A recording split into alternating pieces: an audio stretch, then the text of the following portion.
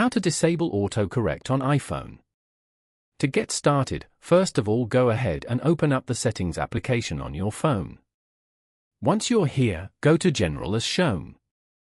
From here, you can manage your overall setup and preferences for iPhone, such as software updates, device language, CarPlay, AirDrop, and more. Then, scroll down and go to Keyboard. You can manage all your keyboard settings from here. Now, scroll down and turn off the auto correction feature over here. You can also manage the other keyboard features from here, such as show math results, smart punctuation, delete slide to type by word, auto capitalization, and more. Following these steps, you can easily disable autocorrect on iPhone.